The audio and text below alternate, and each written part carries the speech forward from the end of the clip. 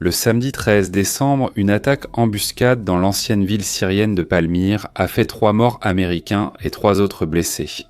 Selon des sources syriennes, l'auteur de l'attaque était un tireur isolé agissant au nom de l'État islamique en Irak et en Syrie, mieux connu sous le nom de Daesh. Ce tireur isolé avait infiltré les forces de sécurité locales et n'était qu'à un jour d'être découvert comme extrémiste. Et c'est à ce moment-là qu'il a vu l'occasion d'agir. Les victimes étaient 2 soldats américains et un civil américain travaillant comme interprètes, membres d'une force américaine de 900 soldats chargés d'éradiquer Daesh dans le désert. Ils étaient les premiers morts au combat américain depuis le début du second mandat de Donald Trump en janvier de cette année. Pour les Américains, l'embuscade a soulevé des questions auxquelles Washington doit répondre. Comment cela a-t-il pu arriver ? Que faisaient les troupes américaines en Syrie ? Et si Daesh était capable de faire cela, les troupes américaines réussissent-elles vraiment leur mission ?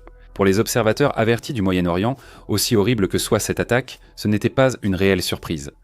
L'an dernier, l'État islamique s'est réorganisé en Syrie, recrutant, s'étendant et infiltrant progressivement l'État syrien.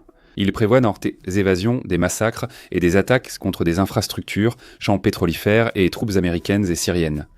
Et lorsque ce tireur isolé a tué 3 Américains le samedi 13, ce n'était même pas la seule attaque de l'État islamique en Syrie ce jour-là. La mort de ces 3 Américains, comme celle de toute personne dans une zone de conflit, est une tragédie. Mais pour Damas, pour Washington et pour le monde entier, leur mort doit être un signal d'alarme concernant quelque chose de bien plus vaste. Une décennie s'est écoulée depuis le pic de l'insurrection de l'État islamique, et aujourd'hui l'État islamique est sur le point de faire son retour. Un homme armé à Palmyre. Même selon nos critères ici à Warfront, le risque posé par l'État islamique en Syrie est particulièrement grave. Mais même si nous allons exposer un problème bien plus vaste qui touche le pays, l'attaque du 13 décembre constitue un point de départ sinistrement approprié. Ce jour-là, les forces américaines et leurs alliés syriens étaient sur une base à Palmyre, ancien site historique majeur avant la guerre civile. De 2015 à 2017, la ville fut contrôlée par l'État islamique, période pendant laquelle Daesh a détruit d'importants sites historiques et monuments bien conservés. Selon l'État islamique, ces destructions visaient à détruire le patrimoine culturel syrien, tout en pillant et revendant des objets de valeur pour financer leur effort de guerre. Tout cela pour dire que Palmyre a été très importante pour l'État islamique depuis l'apogée de sa puissance. Bien que la ville ait été reprise par le régime Assad, partiellement restaurée puis contrôlée par le gouvernement de transition syrien. Elle est toujours dans une zone où l'État islamique est actif. Sur cette base avec les Américains et les forces de sécurité syriennes, se trouvait un homme engagé il y a environ 2 mois pour combattre au ministère de l'Intérieur syrien.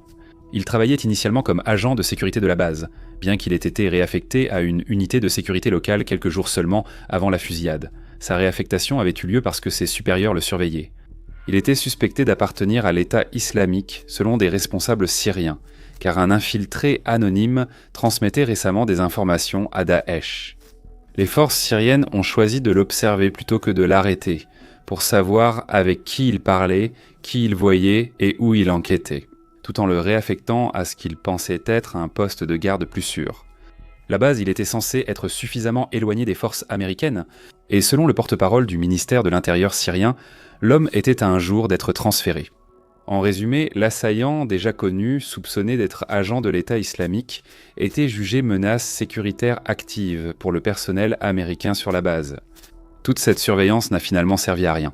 Lors d'une réunion à l'heure du déjeuner entre des officiers américains et leurs partenaires syriens, l'infiltré de Daesh est arrivé sur les lieux et a ouvert le feu, tuant les 3 Américains avant même qu'ils aient eu le temps de réagir, avant qu'ils ne soient neutralisés. L'assaillant a aussi blessé 3 Américains et 3 membres des forces de sécurité syriennes qui ont tenté de l'affronter.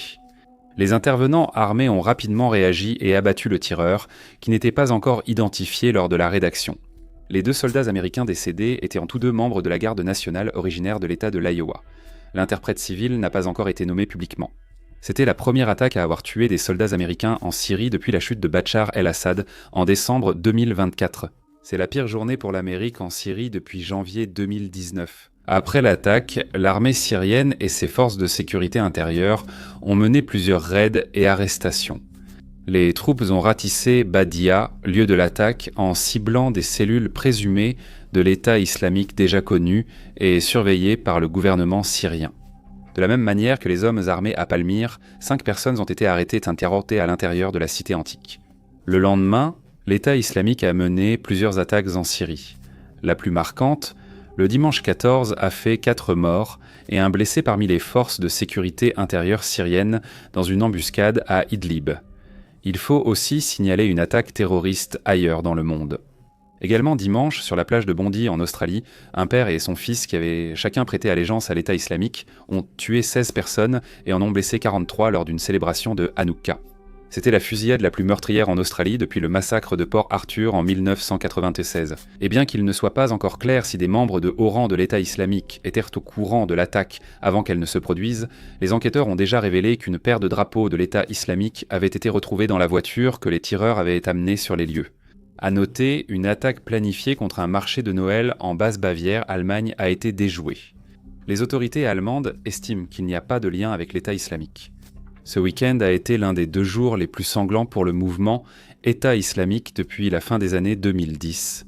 Cependant, les événements du week-end montrent aussi une réalité plus inquiétante. Et une réalité à propos de laquelle les analystes assidus de la Syrie et les experts de la radicalisation mettent en garde depuis un certain temps déjà. L'État islamique est en train de se reconstituer, de se reconstruire après plusieurs années passées à se faire discret. Et on pense que la nation syrienne est le cœur de leur résurgence. La Syrie a été le centre des tentatives de l'État islamique pour fonder un califat au milieu des années 2010, couvrant la Syrie et l'Irak durant plusieurs années. Mais c'est une nation qui sort à peine d'une guerre civile dévastatrice, avec un gouvernement central affaibli et un chaos propice à l'émergence d'un mouvement extrémiste.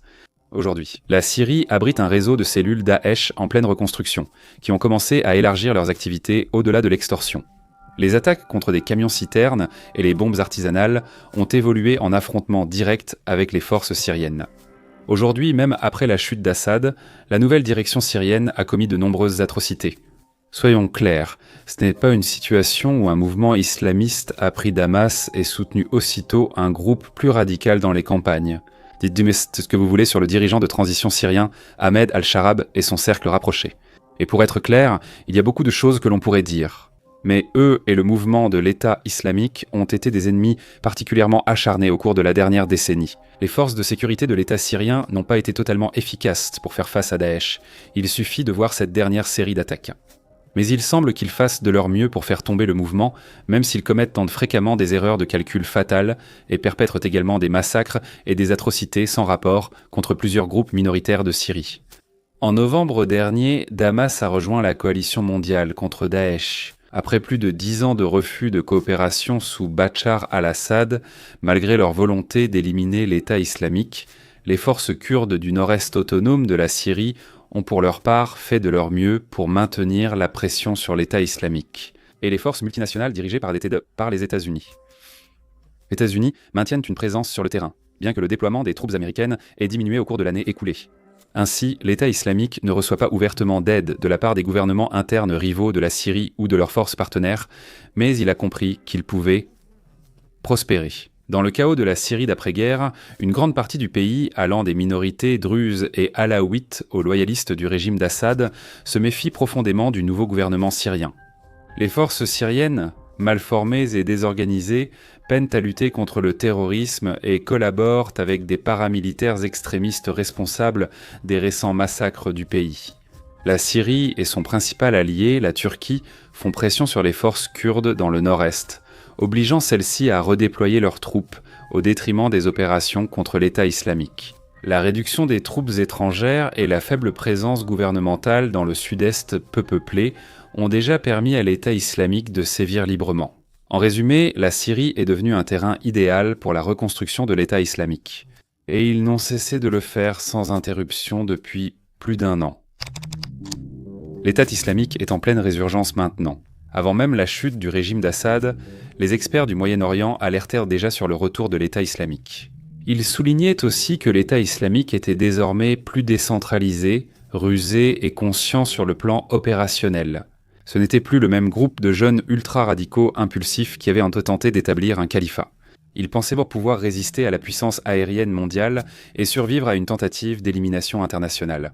C'était un groupe qui avait tiré les leçons de sa défaite initiale et avait complètement repensé ses tactiques et sa stratégie pour survivre. L'organisation actuelle de l'État islamique, c'est-à-dire l'État islamique d'Irak et de Syrie, n'est qu'un nœud dans un réseau de l'État islamique bien plus vaste à travers le monde. Grâce à Internet, les branches principales de l'État islamique au Sahel, en Afrique de l'Ouest, en Somalie, au Mozambique, en Afghanistan, aux Philippines et ailleurs coopèrent avec des financiers, recruteurs et planificateurs mondiaux, utilisant la discrétion numérique, le blanchiment d'argent, des réseaux financiers secrets et l'intelligence artificielle pour renforcer leurs actions. DEC a appris à se décentraliser en Syrie, s'étendant partout, restant discret et usant de communications cryptées pour éviter la détection. Ils ont adopté des méthodes criminelles organisées, finançant leurs activités djihadistes par braquage, extorsion, enlèvement, drogue, trafic d'armes et traite humaine, et toute autre activité illégale pour payer les factures. Ils ont été capables de renoncer à leurs aspirations à établir un califat, du moins dans un avenir proche. Et ils ont reconnu qu'en pratique, tout ce que leur tentative de califat a accompli, c'est de rassembler leurs combattants à la vue de tous, sous les bombardements de la coalition. Ils ont créé des réseaux transfrontaliers en Irak, et conclu des accords avantageux avec d'autres groupes extrémistes. Ils se seraient même peut-être affrontés autrefois. Bien que leurs chiffres de recrutement restent incertains, ils auraient recruté des milliers de combattants ces dernières années. C'est un problème que les dirigeants internationaux connaissent depuis toujours. En juillet 2024, le commandement central des États-Unis a averti que Daesh cherchait à se reconstituer. Sous l'administration Biden, les déploiements de troupes américaines ont atteint des milliers pour tenter de résoudre le problème. Depuis le début de l'administration Trump, ces déploiements ont de nouveau diminué et Washington a clairement évoqué un retrait total. Alors que les États-Unis ont mené des frappes aériennes de précision très médiatisées et des raids au sol en 2025, ces actions ont principalement visé des cadres supérieurs de Daesh qui sont importants pour le mouvement mais qui sont très facilement remplacés dans une organisation conçue pour être décentralisée. Parce que Daesh sait que la plupart de ses hauts responsables seront tués tôt ou tard. Les nouvelles forces de sécurité syriennes ont tenté de contenir Daesh, menant régulièrement des raids, arrestations massives et démantèlements de cellules clandestines. Mais elles ont souvent été victimes d'embuscades de l'État islamique. Leur choix de surveiller les cellules, espérant qu'elles révèlent d'autres groupes, se retourne souvent contre eux. Alors que les forces dirigées par les Kurdes continuent de faire face à l'État islamique là où et quand elles le peuvent, elles ont dû adopter une posture beaucoup moins proactive, tout en commençant à libérer et à rapatrier les combattants et partisans de Daesh, détenus dans d'immenses camps manquants dans le nord-est. Au final, malgré les efforts des forces de sécurité face à Daesh, cela n'a pas suffi. À en juger par leurs actions récentes, il semble que Daesh ait parfaitement compris que cette situation lui offre une occasion non seulement de poursuivre ses objectifs plus rapidement ou plus ouvertement, mais aussi d'élargir ses ambitions dans cet environnement permissif. Il apparaît que la présence d'infiltrés de Daesh dans les forces de sécurité syriennes n'était pas isolée. Des sources proches de Damas affirment que des centaines de membres de Daesh se sont introduits dans l'armée ou les services de sécurité intérieure. Profitant de recrutements précipités et d'un contrôle insuffisant, ils se sont implantés plus profondément dans les villes syriennes. Grâce à des cellules plus grandes et mieux équipées, ils ont pu se dissimuler dans les principaux centres urbains. Le plus inquiétant est que leur surveillance des camps de prisonniers de Daesh en Syrie semble évoluer d'une simple observation à la préparation d'opérations imminentes. Près de 25 000 réfugiés, surtout des femmes et enfants, vivent aujourd'hui dans le camp d'Al-Hawl en Syrie, là où une faction bien organisée de femmes fidèles à Daesh est connue pour exercer une répression interne et pratiquer l'endoctrinement. Comme l'a dit un administrateur du camp, s'adressant au New York Times il y a seulement quelques semaines, je cite « Toutes les femmes ici sont radicales. Elles sont toutes restées avec l'État islamique jusqu'à la fin. Le principal problème est que les mères élèvent leurs enfants selon l'État islamique. Idéologie, lessologie, fin de citation. Non loin de là, plus de 8000 combattants de Daesh sont enfermés dans d'immenses prisons, surveillés techniquement par la faction kurde autonome de Syrie. En pratique, le nombre de gardiens et les ressources diminuent continuellement. Mettez-vous à la place d'un haut responsable de Daesh, libre à la campagne, avec des dizaines ou des centaines de combattants armés à votre disposition. Et l'objectif est ça en clair, organiser une évasion dès que possible. Des responsables syriens et internationaux confirment que plusieurs évasions et attaques de prisons ont été déjouées cette année. Et bien que cela montre que les forces syriennes et leurs partenaires peuvent, pour l'instant, garder une longueur d'avance sur ces tentatives, cela montre aussi que les prisons restent une priorité essentielle pour Daesh. En janvier 2022, une attaque majeure de l'État islamique contre la prison d'Al-Sinanar a permis l'évasion de centaines de détenus. Avec 346 combattants de Daesh et 159 soldats kurdes tués aujourd'hui, si DEC réessayait, les forces kurdes ne pourraient pas livrer le même combat.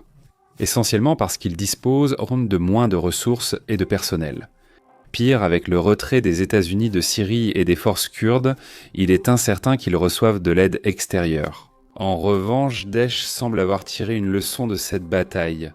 S'il compte tenter à nouveau une évasion de cette ampleur, il ferait mieux de s'assurer que ça fonctionne, et de mobiliser une puissance de feu maximale pour y parvenir. Bien sûr, même si l'État islamique libérait tous ses prisonniers, il est très peu probable qu'ils essaient de relancer le califat des années 2010, mais surtout Daesh comprend désormais beaucoup mieux quand et comment causer des dégâts, même si le but ultime de l'État islamique est de créer l'État islamique. Il apprend qu'il peut aller beaucoup plus loin en créant le chaos qu'en essayant de capturer des territoires trop tôt. Et comme nous parlons d'insurrection et de contre-insurrection, c'est ici que les chiffres en Syrie commencent vraiment à favoriser l'État islamique, d'une manière qui devrait glacer le sang des spectateurs du monde entier. Regardez l'impact d'un seul djihadiste qui a réussi à infiltrer un seul camp et à mener une seule attaque. Le 13 décembre, le dirigeant des États-Unis promet, je cite, des représailles très sérieuses. L'attaque a partagé le cycle de l'actualité mondiale avec une autre attaque inspirée par l'État islamique en Australie. Et même si le groupe devra peut-être encaisser un peu de douleur à court terme, ces attaques sont susceptibles de profiter à Daesh de plusieurs façons à la fois. Durant le week-end, quelques attaques ont été menées, principalement par 3 hommes en Syrie et en Australie. L'État islamique pourrait hâter le retrait américain de Syrie, affaiblir la confiance mondiale dans les forces syriennes et accentuer les tensions entre le gouvernement syrien et les forces kurdes. Le Nord-Est a provoqué la panique en Australie et obligé les gouvernements à investir massivement dans la lutte antiterroriste et la surveillance. Maintenant, multipliez cet impact des dizaines de milliers de fois, pour inclure tous les combattants de Daesh en Syrie et ceux susceptibles d'être libérés des camps de détention. Le danger est évident. Une fois que l'État islamique passera d'une phase de reconstruction à une phase opérationnelle totale, les dégâts pourraient être vraiment énormes. Aussi étrange que cela paraisse, il faut noter que lors de l'apparition de Daesh dans les années 2010, le monde a eu de la chance grâce à leurs erreurs tactiques. Ils n'ont pas exploité leur potentiel asymétrique et ont préféré concentrer ouvertement leurs forces pour occuper des territoires. Heureusement pour la Syrie et le monde, ils ont dû en payer le prix. Mais le Daesh des années 2010 est très différent. Il est plus intelligent, plus rusé et prêt à retarder ses ambitions pour causer un maximum de dégâts. Aujourd'hui, le monde a été beaucoup trop lent à contrer cette menace renaissante, et même si le monde est peut-être en train de se réveiller, il se réveille trop tard. Les attaques de l'État islamique à Palmyre, Idlib et en Australie, ce week-end étaient vraiment des tragédies, mais elles n'étaient pas isolées. Considérer ces incidents comme des cas isolés ne fera que mettre davantage de vies en danger. Merci de nous avoir regardés.